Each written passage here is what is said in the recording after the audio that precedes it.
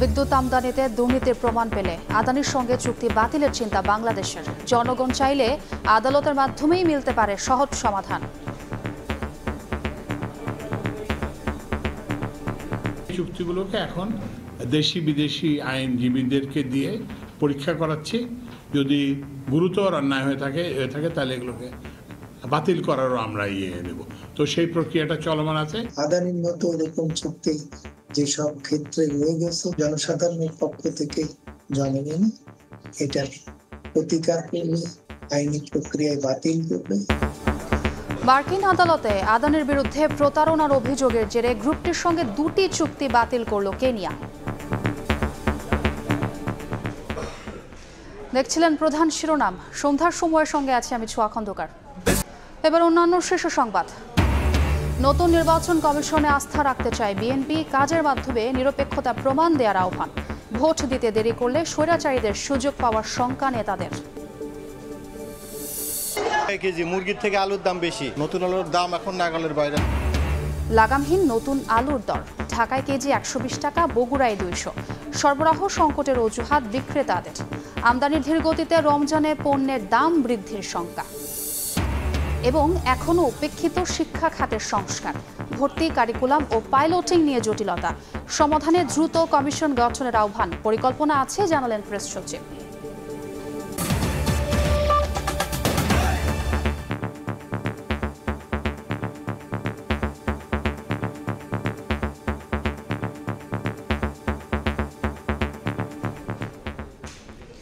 বিদ্যুৎ আমদানিতে গুরুতর দুর্নীতির প্রমাণ পেলে আদানির সঙ্গে চুক্তি বাতিলের পথে হাঁটবে বাংলাদেশ, এমন কঠিন সিদ্ধান্তের কথা জানালেন জ্বালানি উপদেষ্টা ফাউজুল কবির খান। নীলফামারীতে সাংবাদিকদের তিনি জানান, পিটিবি আদানি চুক্তির আদ্যোপান্ত খুঁটিয়ে দেখছেন দেশি বিদেশি আইনজীবীরা।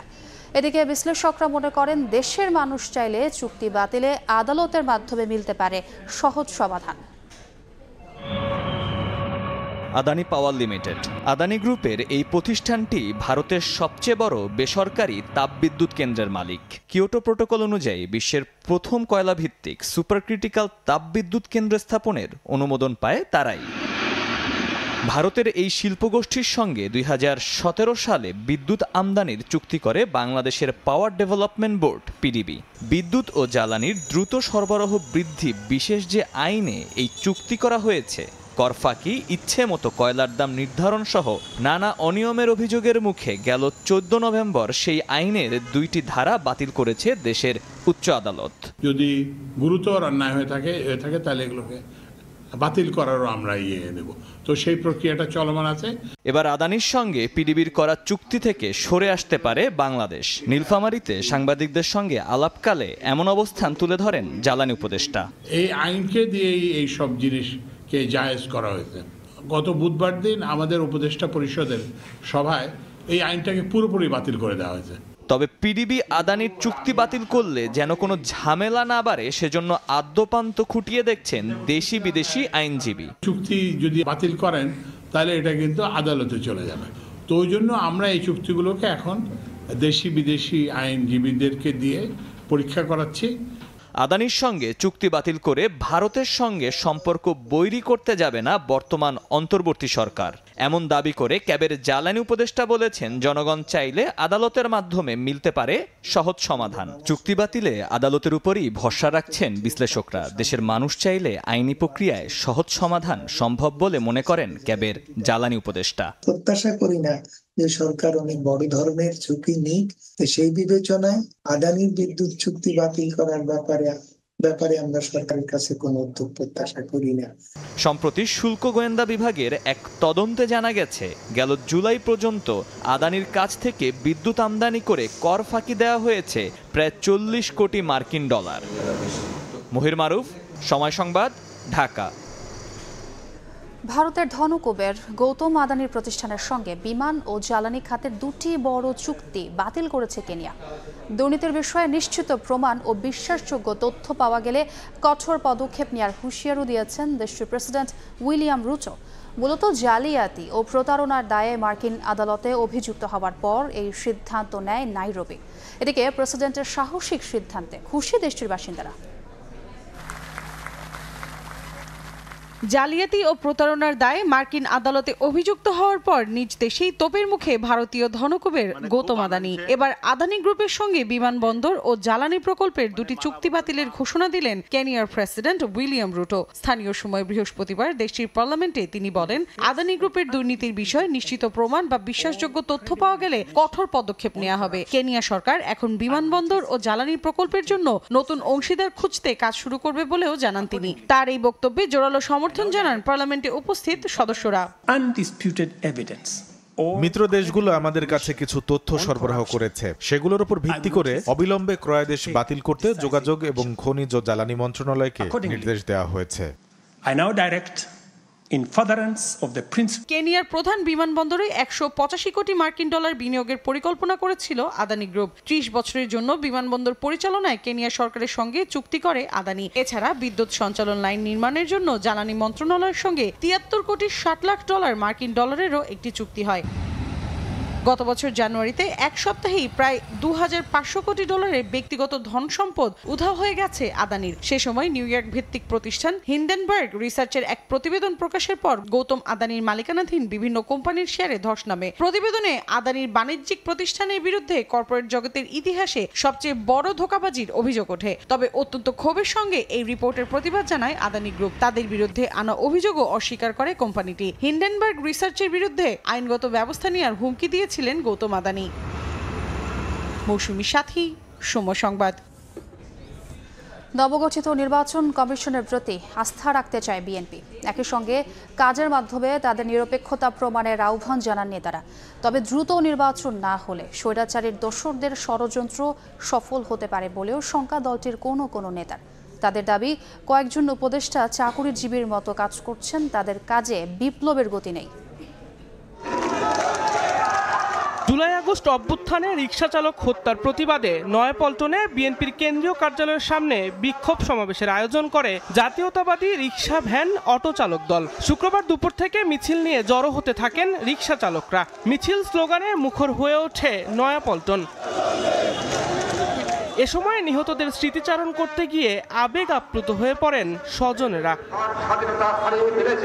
বিক্ষোভ সমাবেশে বিএনপি নেতারা বলেন, পতিত স্বৈরাচারের দোসররা ষড়যন্ত্র করছে, দ্রুত নির্বাচন না হলে তারা দেশের ক্ষতি করবে। কয়েকজন উপদেষ্টার সমালোচনা করেন রুহুল কবির রিজভী। বলেন, দ্রব্যমূল্যের কারণে নাভিশ্বাস খেটে খাওয়া সাধারণ মানুষের, অথচ উপদেষ্টারা যা ইচ্ছে তাই বলছেন। অতি দ্রুত যত তাড়াতাড়ি আমরা নির্বাচন আনতে পারবো, ইনশাআল্লাহ নির্বাচনের মধ্য দিয়েই আপনাদের সেই চাওয়া পাওয়া পূরণ হবে। তিনি বলেন, আমি কাছাকাছি আছি, দূরে নাই, নেতা কর্মীদের উজ্জীবিত করার জন্য, কিন্তু আর আগের মতো তিনি আর সাড়া পান না। দুই একটা দুর্বৃত্ত তো আছে, এই দুর্বৃত্তদেরকে তিনি আশকারা দেন, তুমি মারো, প্রতিহত করো, হত্যা করো। উনি কোন মুখ নিয়ে এই দেশে আসবেন? আপনার অপকর্ম, আপনার অপকীর্তি, আপনার ঘাতকের যে নিষ্ঠুর চেহারা 15 বছর ধরে বাংলাদেশের জনগণ দেখেছে। এদিন সকালে জাতীয়তাবাদী প্রচার দলের 13তম প্রতিষ্ঠাবার্ষিকী উপলক্ষে বিএনপির প্রতিষ্ঠাতা সাবেক রাষ্ট্রপতি জিয়াউর রহমানের সমাধিতে শ্রদ্ধা নিবেদন করেন নেতাকর্মীরা। এ সময় বিএনপি চেয়ারপারসনের উপদেষ্টা সৈয়দ মোয়াজ্জেম হোসেন আলাল বলেন, নবগঠিত নির্বাচন কমিশনের প্রতি বিএনপি আস্থা রাখতে চায়। ডক্টর ইউনূস সাহেব এবং উপদেষ্টাদের মধ্যে আরেকজন যিনি আইনের দায়িত্বে আছেন, ডক্টর আসিফ নজরুল সাহেব, দুজনই বলেছিলেন নির্বাচনী ট্রেন যাত্রা শুরু করেছে। তো সেইটার একটা পদক্ষেপ আমরা কালকে দেখলাম। নতুন নির্বাচন কমিশনের উপরে আস্থা রাখতে চাচ্ছি, তবে আমাদের অনুরোধ থাকবে যে কথা কম বলে বেশি কাজ দিয়ে সেটা প্রমাণ করার চেষ্টা করা উচিত। শুরু থেকেই একটু কম কথা, একটু বেশি কাজ, তাহলে আমরা আশান্বিত হব যে না, যেটুকু বলেছেন এটুকু বাস্তবে আসলে দেখা যাবে। জুলাই আগস্টে নিহতদের পরিবারের দায়িত্ব নিতে অন্তর্বর্তী সরকারের প্রতি আহ্বান জানান বিএনপি নেতারা।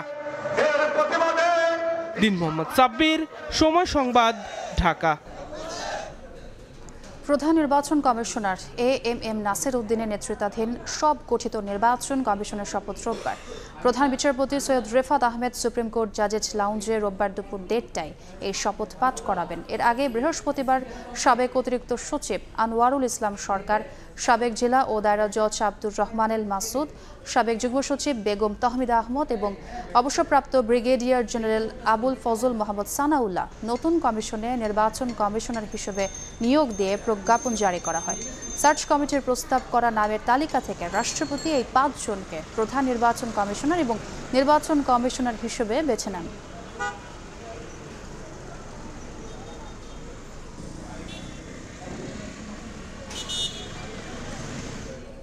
ইসি গঠনের মধ্য দিয়ে শুরু হয়েছে নির্বাচনী প্রক্রিয়া। এখন ধাপে ধাপে নির্বাচনের দিকে এগিয়ে যাবে অন্তর্বর্তী সরকার। এশিয়া আন্তর্জাতিক বাণিজ্য মেলার সমাপনী অনুষ্ঠানে কথা জানান বেসামরিক বিমান পরিবহন ও পর্যটন উপদেষ্টা AF হাসান আরিফ। আমার কাছে তো কোনো খারাপ কিছু দেখছি না। অভিজ্ঞ নাসিরুদ্দিন সাহেবকে আমি চিনি, অভিজ্ঞ মানুষ, দক্ষ মানুষ। নির্বাচন কমিশন তো পার্ট অফ সংস্কার আগাতে থাকলো। তারপর ওরা সংস্কার করলে আইন কানুনের সংস্কার, রাজনৈতিক দলগুলির ব্যাপারেও তাদের কিছু মন্তব্য, বক্তব্য, মতামত, অভিমত থাকতে পারে, সেগুলি সব জায়গাতেই সংস্কার। তুমি খালি চাচ্ছ যে আমার পাড়ার মধ্যে সংস্কার হোক চাচ্ছ, কিন্তু তোমার বাড়িতে তুমি সংস্কার করবে, তো তাহলে তো হবে। তো সেই সব কিছু মিলে সেগুলো নির্বাচন কমিশন এবং যে সংস্কার কমিশন যেটা হয়েছে ওনারা দেখবেন। শুল্ক ছাড় কিংবা তদারকি কোনোভাবেই নিয়ন্ত্রণে আসছে না আলুর বাজার। আমদানির পরও বিক্রি হচ্ছে 120 থেকে 150 টাকা কেজি দরে। পণ্য মূল্যের চাপে পিষ্ট ভোক্তারা স্বস্তি চাইলে সরবরাহ সংকটের অজুহাত বিক্রেতাদের। এদিকে ঢাকার চেয়ে কেজিতে 50 টাকা বেশি দামে 200তে নতুন আলু বিক্রি হচ্ছে বগুড়ায়। ৪৬ টাকার যৌক্তিক মূল্যের পুরান আলু ৭০ থেকে ৮০ টাকায় কিনতে যখন ক্রেতার নাভিশ্বাস, তখন ঢাকার বাজারে নতুন আলু বিক্রি হচ্ছে ১২০ থেকে ১৫০-তে। ১৩০ টাকা কিনছি নতুন আলু, আর পুরান আলু দেশি আলু কিনছি ১০০ টাকা কেজি। দাম বাড়তি অনেক বাড়তি দাম, সবই বাড়তেছে। আমরা বলতেছি কম, বলতে একটার দাম কমছে, একটার দাম বাড়ছে, আসলে তা না। ১২০ টাকা আমার এই বয়সে আলু কোনোদিন কিনি নাই। আমরা ফার্স্ট আমরা কিনি, কি করার পরিস্থিতি শিকার। আমরা দাম বলতেই ভয় পাই সত্যি। যেটা পুরাতন আলু সেটা তো ঘরে রাখা যাচ্ছে না, কিছুদিন পরেই এটা থেকে গাছ বের হয়। 1 বছরের বেশি সময় ধরে এই পণ্যের দাম নিয়ন্ত্রণে ব্যর্থ হয়ে সম্প্রতি শুল্ক কমানো হয় আমদানিতে, কিন্তু এর সুফল পাচ্ছেন না ভোক্তা। বিক্রেতারা বলছেন দেশি জাতের সরবরাহ না বাড়লে স্বস্তি ফেরাতে পারবে না ভারতীয় আলু। পুরান আলু ক্রাইসিস, বিছন নাই, বিছনের প্রভাব, এই কারণে ওই বিছনওয়ালারা পুরান আলু কিনে নিতে আছে, এই কারণে পুরানের একটু দাম বেশি। আলুটার বিষয় হলো ইন্ডিয়ান নতুন আলু, তো এখন একটু দাম বেশি, 130 থেকে 140 টাকা বিক্রি হইতেছে। আমরা তো বেকায়দায় মার্কেটিং করতে হয়, কাস্টমার সাথে ঝগড়া করতে হয়। এই আলুটা ইন্ডিয়া থেকে আসতেছে, আমাদের দেশে আলুটা আসলে অবশ্যই কমবো, এখনো এই বন্ধু এখনো কমে নাই। আরো বেহাল দশা বগুড়ায়। 1 কেজি নতুন আলুর দাম পড়ছে 160 থেকে 200 টাকা। ক্রেতারা আকাশচুম্বী বললেও বিক্রেতারা বলছেন গেল বছরের তুলনায় অনেকটাই কম দামে বিক্রি করছেন তারা। 200 টাকা কেজি, মুরগির থেকে আলুর দাম বেশি, এটা আমাদের জন্য অনেক কষ্টকর হয়ে যাচ্ছে। নতুন আলুর দাম এখন নাগালের বাইরে, আমাদের পক্ষে এই নতুন আলু কেনা এই পক্ষে সম্ভব নয়। প্রতিবারের তুলনায় এবার কমে আসছে। প্রতিবার যেরকম 300 350 টাকা এগিয়ে থাকে, এবার 160 180 এর ভিতরে আছে। তবে টিসিবির তথ্য বলছে গত বছরের একই সময়ের তুলনায় এবার আলু বিক্রি হচ্ছে 40% বেশি দামে। আড়তদাররা জানান দাম ভোক্তার নাগালে আসতে অপেক্ষা করতে হবে আরো 1 থেকে 1.5 মাস। বাজারও আমদানি হচ্ছে না, আমদানিটা হবে ধরেন ডিসেম্বরের মাঝামাঝিতে। আমি আশা করি যে সপ্তাহ 10 দিনের মধ্যে আলু বাজার, নতুন আলু নামলে আলু বাজার স্বাভাবিক। কাঁচা মরিচের দাম কমলেও চড়া মূল্যে বিক্রি হচ্ছে শিম, মূলা, বেগুন, বাঁধা ও ফুলকপি সহ বেশিরভাগ সবজি। ফরহাদুর রহমান, সময় সংবাদ, ঢাকা। সংস্কারের লক্ষ্যে দেশে 11টি কমিশন করা হলেও এখনো হয়নি শিক্ষা কমিশন। ফলে কলেজকে বিশ্ববিদ্যালয়ে রূপান্তর, প্রাথমিক, মাধ্যমিক ও বিশ্ববিদ্যালয়ের ভর্তি এবং কারিকুলাম নিয়ে সৃষ্টি হয়েছে নতুন সংকট। শিক্ষা বিশেষজ্ঞরা বলছেন দ্রুত কমিশন গঠন করে সমস্যার সমাধান করতে না পারলে সংস্কার তো দূরের কথা, রুটিন কাজ পরিচালনাই চ্যালেঞ্জ হয়ে দাঁড়াবে। আর প্রধান উপদেষ্টার কার্যালয় বলছে শিক্ষা কমিশন গঠন নিয়ে সরকারের পরিকল্পনা রয়েছে।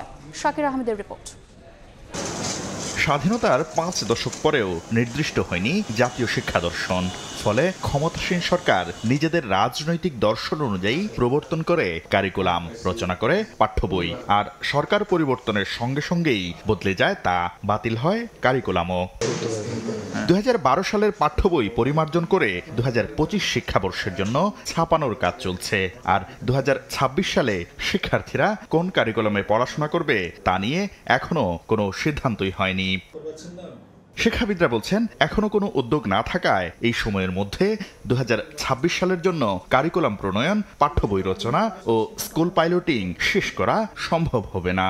এখনই উত্তম সময় সেই পরিকল্পনা গ্রহণ করবার, না হলে 2026 সালেও কোনো রকম জোড়াতালি দিয়েই এই শিক্ষা ব্যবস্থা পরিচালিত হবে। বিশেষজ্ঞরা বলছেন শিক্ষা কমিশনের মাধ্যমে জাতীয় শিক্ষা দর্শন প্রতিষ্ঠা করতে না পারলে সংস্কারের লক্ষ্য অর্থহীন হয়ে পড়বে। একটি হোলিস্টিক এডুকেশন কমিটি হতে পারে বা কমিশন হতে পারে, তাদের আন্ডারে কতগুলো সাব কমিটি বা টাস্কফোর্স করে টোটাল জিনিসগুলোকে নিয়ে এসে সরকারকে দ্রুত উদ্যোগ নিতে হবে। প্রধান উপদেষ্টার কার্যালয় বলছে কমিশন গঠনের পরিকল্পনা রয়েছে তাদের। শিক্ষার অবশ্যই এটা কাজ হবে, বাট এটা কখন এই কমিশনটা হবে এখনো এটা ডিসিশন হয়নি। এর আগে সবশেষ শিক্ষানীতি প্রণয়নে ডক্টর কবির চৌধুরীর নেতৃত্বে কমিশন গঠন করে সরকার, যার তেমন কিছুই বাস্তবায়ন হয়নি। শাকির আহমেদ, সময় সংবাদ, ঢাকা। পর্যায়ের শীর্ষ সংবাদ জানিয়ে দিচ্ছি আরেকবার। বিদ্যুৎ আমদানিতে দুর্নীতির প্রমাণ পেলে আদানির সঙ্গে চুক্তি বাতিলের চিন্তা বাংলাদেশের। জনগণ চাইলে আদালতের মাধ্যমেই মিলতে পারে সহজ সমাধান, মত বিশ্লেষকের। নতুন নির্বাচন কমিশনে আস্থা রাখতে চায় বিএনপি, কাজের মাধ্যমে নিরপেক্ষতার প্রমাণ দেওয়ার আহ্বান। ভোট দিতে দেরি করলে স্বৈরাচারীদের সুযোগ পাওয়ার শঙ্কা নেতাদের।